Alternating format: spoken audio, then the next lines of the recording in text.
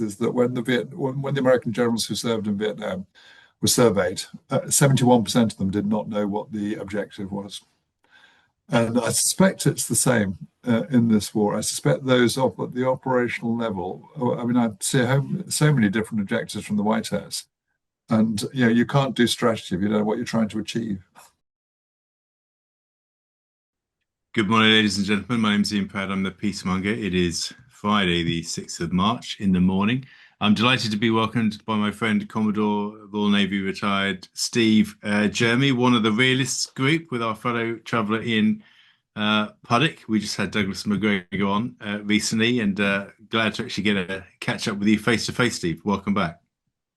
Yeah, it's good to be talking again, Ian. Even though it's only a few hours since we last talked, but very good fun to talk to Doug McGregor and get the perspective from not only from America but also from as best he can think of the Beltway to find out what's going on inside Washington and the White House. Yeah, the more information we get on that, the better. I mean, I'm focused right now on the UK kind of scene in terms of us getting increasingly sucked into this situation in the Gulf, and a lot of big statements, in terms of actually contradictory statements. On one hand, we're only playing defensive. On the next, we're kind of rushing this Type 45 destroyer, HMS Dragon, but then it turns out that it won't be ready to sell until next week. I mean, this is actually quite embarrassing, I think. I mean, what's your take on this? I think the government are treading a very difficult line because on the one hand, they talk about the special relationship, which of course doesn't exist. We know in truth that the special relationship that America has is with Israel and not with Britain. But of course, they want to maintain that relationship. But on the other hand, I don't think they want to get dragged into what is an illegal war by international law. I haven't seen the Attorney General's take on it, but I can imagine this is pretty much what it says. It does make it quite contorted, though, doesn't it? Where we're talking about supporting defensive operations. And of course, if defensive operations include strikes against Iranian missiles, that doesn't feel very defensive to me. Essentially, the Iranian line will be that they're defending themselves, so that any use of British bases to attack Iranian weapon systems, be it defensive or offensive, very difficult to distinguish the difference between the two. So I think it's best that we're not actually actively engaged in the war, but it's quite a difficult and contorted legal argument that they're trying to maintain. Interesting, I was in the House of Commons yesterday, and I went to say to whom I was talking. But everybody seemed to be, that I talked to, it was only a couple of people, everybody I talked to seemed to think that actually the line that Britain was taking was much better than jumping in full-throated in support of the Americans. So, not quite as good as the Spanish in my view, but I can understand what they're doing and much better than jumping in full-throated. And I understand too, and actually I agree at least with the political line that they're taking, on this. But I think that the military line is much more fudged. In fact, we are increasingly seen as combatants in this more F-35s being deployed to the Gulf, to Qatar, I believe. So we're ramping up our aerial assets there in the region, and yet we're still saying we're not getting involved. I mean, I'm sorry, it looks increasingly like a contradiction to me. I agree with what Starmer's trying to do politically, but actually the realities look wholly different, or starting to look wholly different. I think it depends if the aircraft, I hadn't picked up the F-35s. I was guessing that Eurofighter was deployed, as it's really is a very strong, it's a good air defense aircraft. I think that shoot down of a drone might have been by Eurofighter, and that's its role. It's designed as an air defense aircraft. Very good at it. F-35 that shot down the drone. Is it? Okay. Either way, I think the fact that if it is, if the argument is that it's shooting down drones which are being used to attack states with whom we have a relationship, such as Kuwait, then I think there is a degree of defensibility. But it's a very difficult line to follow, Ian, as you say. I think the line of sending a Type 45 destroyer out to go to Cyprus is an easier line. I mean, essentially, it's an air defence destroyer, and it's got very good air defence capabilities. So, providing that close to one or other of the sovereign base areas I think is a very defensible line, much easier than actually having aircraft forward deployed. I have heard, though, that the Americans actually, and I don't know whether you picked this up as well, the Americans are starting to withdraw some of their aircraft from their forward deployed bases back into Cyprus. So if that's true, that would make sense to me, because I would think that they're feeling fairly vulnerable in those forward deployed bases, and the idea that they might lose aircraft in those bases is I'd be surprised if they don't lose them, frankly, if they keep them forward deployed. The closer those aircraft are to Iran, the closer those airfields are to Iran, then the more difficult they are to defend. And you can attack those aircraft, those air bases fairly straightforward. I will say to people that the difference between an aircraft carrier and a land air base is that a land air base doesn't move. So it means that it's got a single lat and long coordinate, so you can just attack it without needing to guide the weapons there, just send them off towards that lat and long. Not to say that the aircraft carriers don't have their problems, but they're very, very difficult to defend. When I was in Afghanistan, I remember going there with the boss, the chief of defence staff, would have been about 2004, and we'd had two Harriers very badly damaged using by the Taliban local fighters using very cheap Russian rockets. And in a way, it's the same with drones. You lose very expensive fighters by fairly cheap drones. So it's not a good cost benefit equation. Yeah, I'll come on to the kind of Cyprus redeployment in a minute. But on the Navy, I mean, it's looking in a pretty poor I mean, I'm sorry, as your ex-Navy, but I mean, Dragon had been in maintenance for 74 days. It's been pulled out of dry dock. It still isn't ready. It won't be ready until next week. Of the six, three are in long-term refit for a combined total of 12, 13 years. Obviously, Jeremy has been in for basically 9 years of its 16 years in service. And we have no attack submarines, four in long refits. One is in maintenance in Australia. I mean,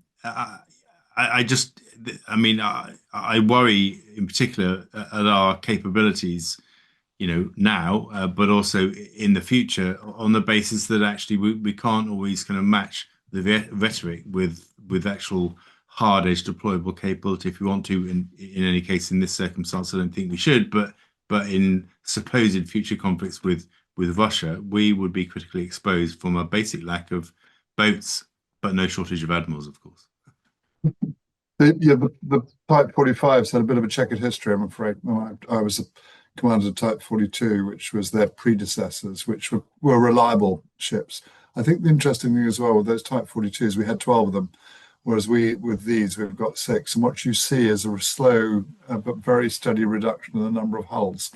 So, at the time of the Falklands War, I think we had about 75 destroyers and frigates. Yeah, we're down to less than 20 now, and we're probably sort of 18 or something like that. And of course, those numbers matter because it's from having a reasonably large number that you can deploy a smaller force with a high degree of certainty. So if you've got the 6 Type 45s, which have had this checker history, then it means that you don't need much problems, and occasionally you get problems with ships, but you don't need many problems from a force of 6 to actually find that you've got very little deployable. So I think it's a good ship, very good ship when it's working, but like all ships, and there are problems. So this one has the vessel has had, or the class of vessels have had a very checkered history, and so it's not entirely surprising to me that they have struggled to deploy. They did manage to deploy one with a carrier on the most recent deployment. Of course, she will be recovering from that operation. I think the SSN that is out in Australia, I think it'll be on maintenance, but that'll be routine maintenance rather than a major problem. It's been part of a deployment of the nuclear submarines out into the Pacific. So I think it's a different factor there, Ian. Yeah, interesting. But again, I mean, we have 3 Type 45s really, and 1 SSN essentially right now, which is in Australia. I'm aghast, frankly, at our lack of capability. But anyway, on Cyprus, I mean, the Cypriots have been quite harsh about us, in terms of the posture that we've taken particularly on the back of the drone attack on Akrotiri, which apparently did hit some sort of target, on the ground. I mean, surely they're not going to take kindly to the Americans kind of redeploying their essentially offensive capabilities to Ireland. I mean, that's just going to increase the heat in that kind of already quite tense relationship with Cyprus, right? For as long as this war continues. I'm sure it does, Ian, and it makes me wonder if if we're not careful, and I can understand exactly why the Cypriots feel this, whether they're the Greek Cypriots or the Turkish Cypriots. They don't want to be on the receiving end or close to the receiving end of retaliation from either Iran or Hezbollah. And Hezbollah is the interesting one, 'cause it's much, much closer to Cyprus and pretty vulnerable. I would make Cyprus pretty vulnerable. And it does make me wonder about how vulnerable the ideas of the sovereign base areas are in circumstances like this, because accepting that they are sovereign base areas, then they're nevertheless something of an unusual thing. You will know this as a diplomat more than me, but they're sitting there in the middle of this island, which of course is already divided as well. So it feels like quite a complex situation. From what I understand, the Greeks have actually deployed a couple of F-16s, and as soon as I heard that to Cyprus, and as soon as I heard that, I thought to myself, that feels a little bit like that the Greeks were deploying not just for supporting Britain under NATO, but actually it was something to do with Turkey as well. And you and I both know that the Greek and Turkish relationship has never been an easy relationship. It still isn't an easy relationship. So again, we've got to just tread so carefully in this situation. All of this so frustrating because so many of the issues that we're seeing play out are foreseeable, I think. And the fact that the Trump administration decided to start the war. I thought on balance, I thought it would be a close run thing. I thought on balance they might not, because it would. I thought nobody would be so narrow thinking that they wouldn't actually think about these foreseeable consequences. But I'm afraid I was wrong. Like Larry Johnson, I think, and Ray. I forgot Ray's second name. Had a bet on it, I think, and Larry won. I think I would have lost a bet as well. Although I did think it's a very, very close run thing. So I think this is a very, very delicate time.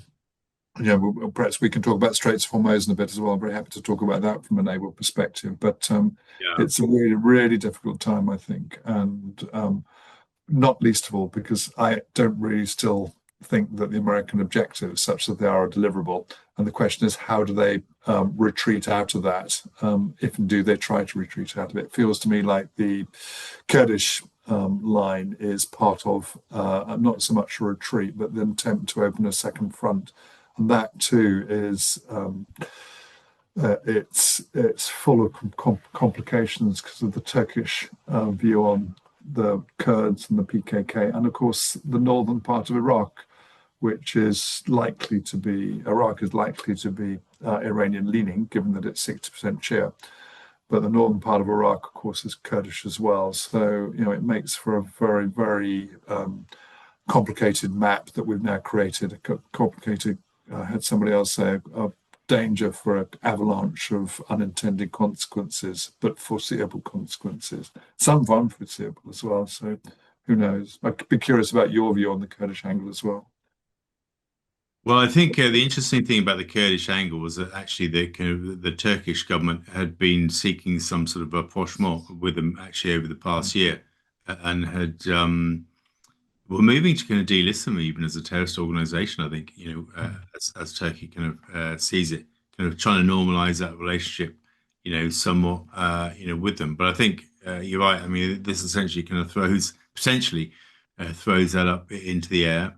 But also in the context of regional stability, including on Cyprus, half of which is obviously Turkish, controlled, obviously not recognised by the West, but certainly recognised by Turkey. That the scope for further escalation of tensions there is great. I don't think anybody's, in terms of the laws of unintended consequences, I don't really think many people have thought through the kind of Turkish angles to this whole, situation, what that means for the kind of whole Kurdish relationship, including into kind of northern Iraq, as you say, what that means, for Cyprus. But then, very obviously, nobody really thought about strategy anyway. I mean, you're the expert in kind of strategy sort of making, right? What's clear here is that actually there is no strategy, and as you say, I mean, there's no easy way out for Trump. He either kind of leaves now and looks weak, or carries on and looks incompetent. I mean, that's how I continue to see it. And also, as we are discussing, last night, the Iranians and the Russians do strategy in a totally different way from us. We have a very linear approach. We think, we want to sort of get rid of the regime. We apply a certain amount of military input, a certain amount of force, a certain period of time, and that will deliver the stated objectives. That doesn't take into account the risks in terms of how they will respond, or indeed sort of how we will adapt when they do respond in unpredictable ways. I mean, it's completely blind to that. So by virtue of that, there is no strategy. There are only goals that we seek to achieve using unrealistic assumptions, which, as the military say, don't survive contact with the enemy. I mean, that's my sensible choice. I think that, I mean, the way I've sort of talk about it when I wrote on strategy is that there are a number of elements to it. And I think actually you're being very complimentary to the West by saying that we do strategy in a linear way. I'm not even sure we do it.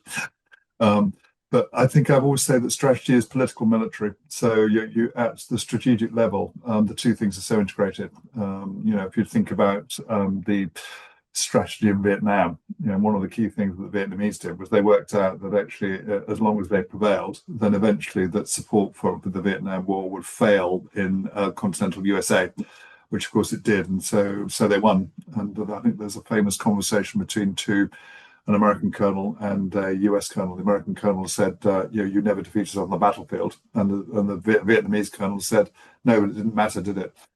And I think it's this understanding the context, really. So the context that we're operating in the Middle East is extremely complicated, but it's doubly complicated because of the nature of Islam within the Middle East. And people seem to me fail to understand the subtleties and complexities of the relationship between, on the one hand, the Sunni and the Shia. And it's not a sort of binary relationship, it's a complicated relationship. And on the other hand, the reformers and the fundamentalists within Islam. And I think a good example is the idea that by assassinating the Ayatollah, the regime would collapse. And of course, when you understand Islam, this will be seen and is being seen as martyrdom. The Ayatollah, from what I can see, actually could imagine that it was going to be martyrdom. So rather than having the regime change effect that the Americans wanted to have, it's almost certainly unified not only the Iranians against the Americans, but also many amongst the Sunni communities, certainly the popular Sunni communities throughout the Gulf states. So this, which have a delicate relationship. So the relationship between the ruling monarchies, mostly in the Gulf states, and their populaces are delicate. I wouldn't say they're quite fragile, although they're more fragile now. But actually, you've got we've put the Gulf, or the Americans put the Gulf states in a very, very difficult state. Their leadership. I think as well. One of the things that I got two really interesting pushbacks in a recent podcast I did. One was not a pushback. The first was from a guy who was saying that his wife was Iranian, that she had not been supporting the Khomeini's regime, but she said that as a result of what the Americans had done, she was just furious with them, and so completely anti-American rather than anti the regime. So I suspect that she's not alone in that. The second person made a good point to me, which is that we talk in the West about regime change, but what we're actually talking about is government overthrow. We are talking about overthrowing recognized governments, and I think the use of the term regime, which is value laden, is one that we should avoid in the future. I'm going to start trying to avoid it because we are trying to overthrow governments which are recognized internationally. And I think that when we start to think about it like that, whether you like the government or not, And some people would say, well, we don't really like the Chinese government. I think that's an open question. But for those who are anti-Chinese, then the Chinese government, the question is, well, why don't we try regime change in China? And it's a ridiculous idea, of course. But there's a hypocrisy in there, in which I think the West really hasn't isn't self-aware enough to actually recognise and start to question. I think there's an hypocrisy to talk about overthrow of the Persian government when there are Gulf state governments which are as autocratic.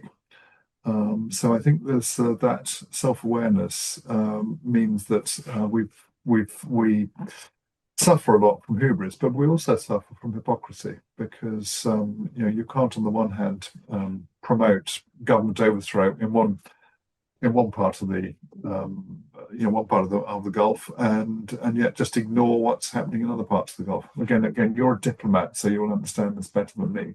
But if you were thinking, and if people were thinking strategically, then one of the things that they would not do is enter into this without having thought these things through.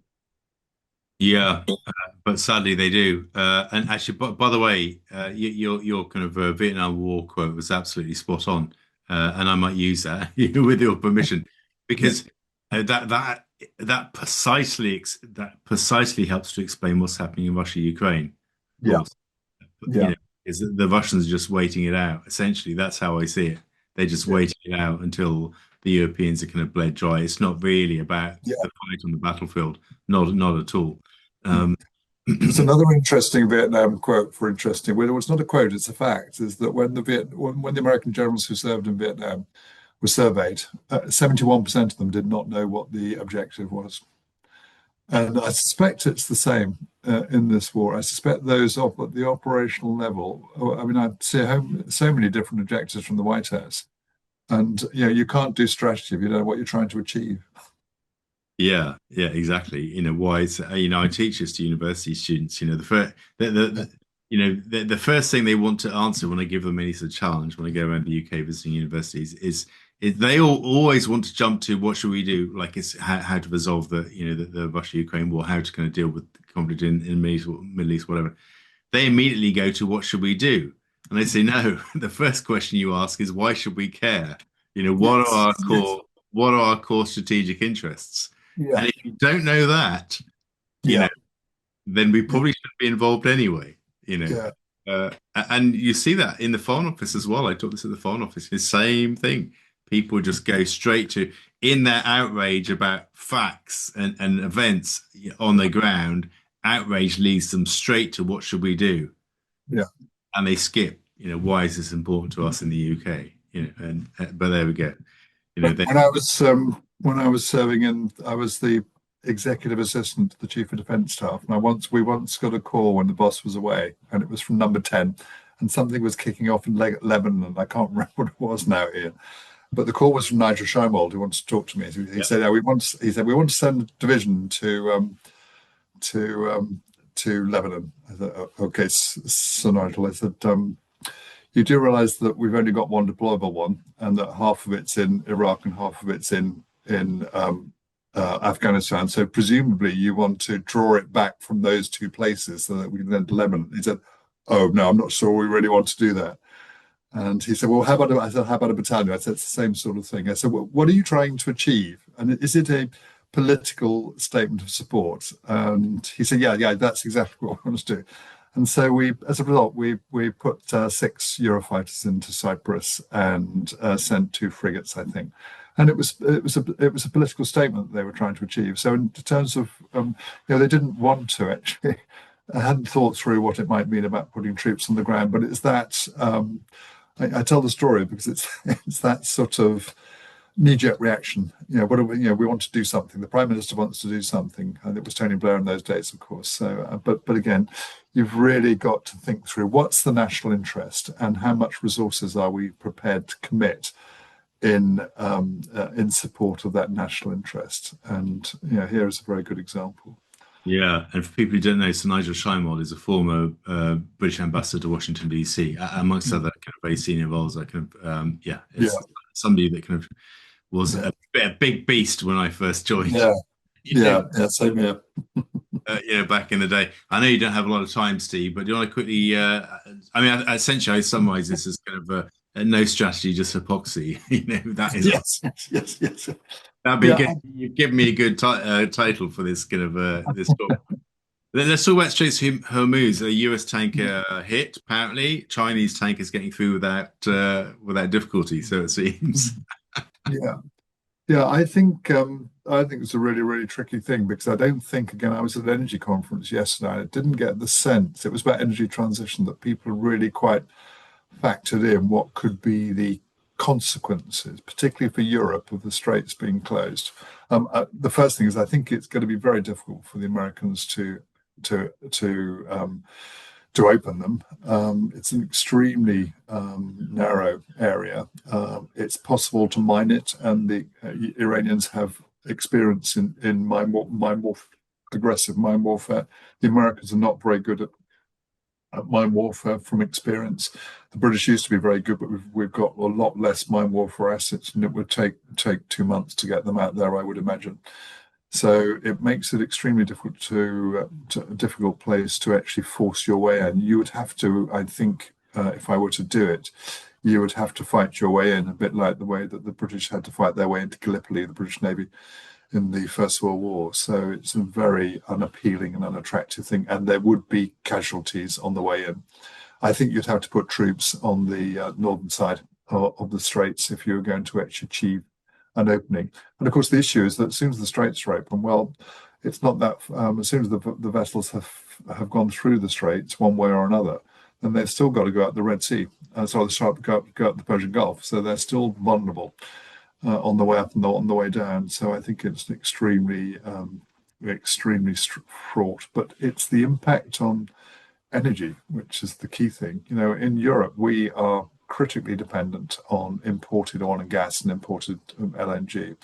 And of course, having switched off Russian LNG with our boomerang sanctions, our two key sources are now expensive American LNG or from Qatar, and from Qatar will be shut down. I've also heard that Putin is now talking about shutting off European gas early.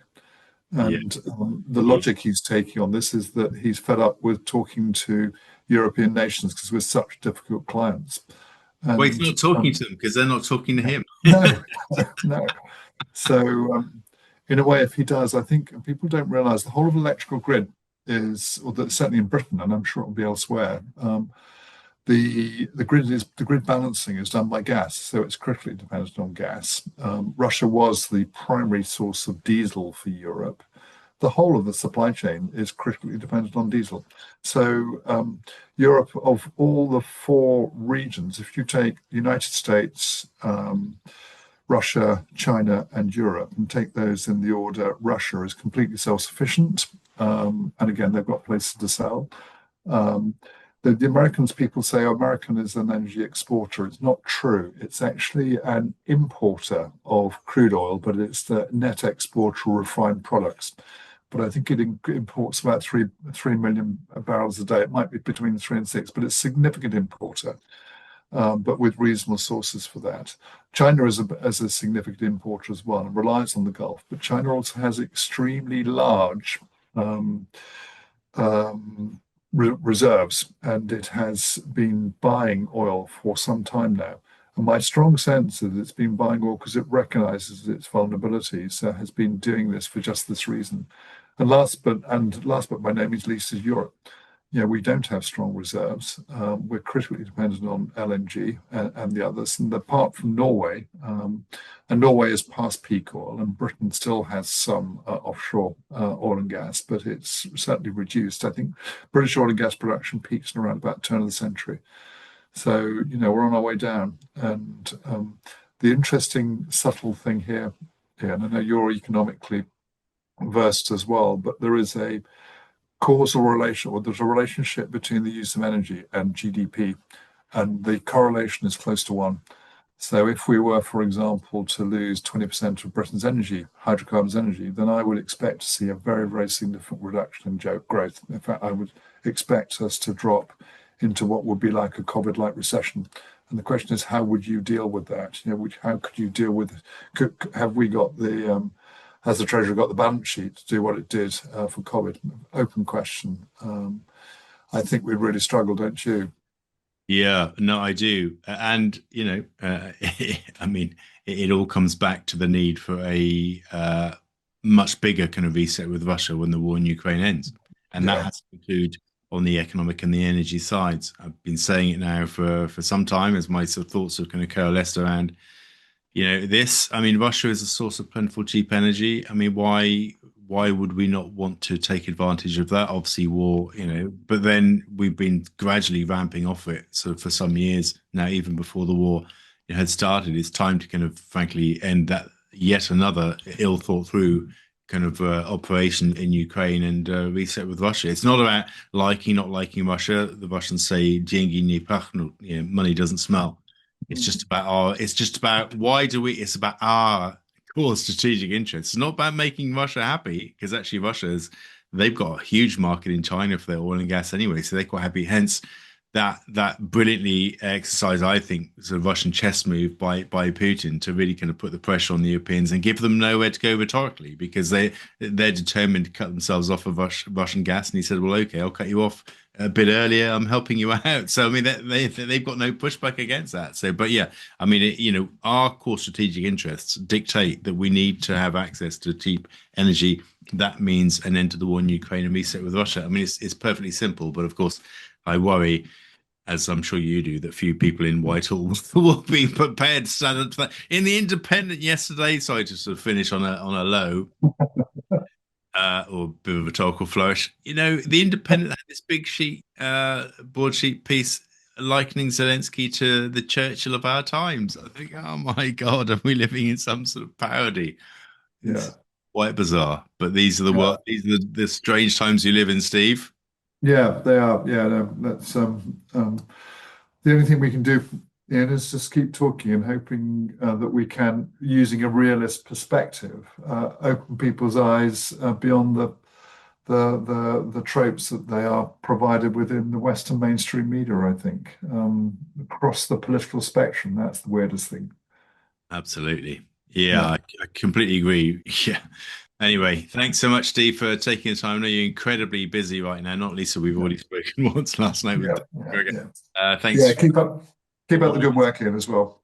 Yeah, and thanks everybody for watching. Please do like and subscribe if you find these discussions thought provoking. If you're keen, like we are, to kind of push peace and to inject more realism into foreign policy, I appreciate everything that you do, wherever you are in the world, whatever your nationality. I wish you very much peace. And Steve, once again, thanks for joining today.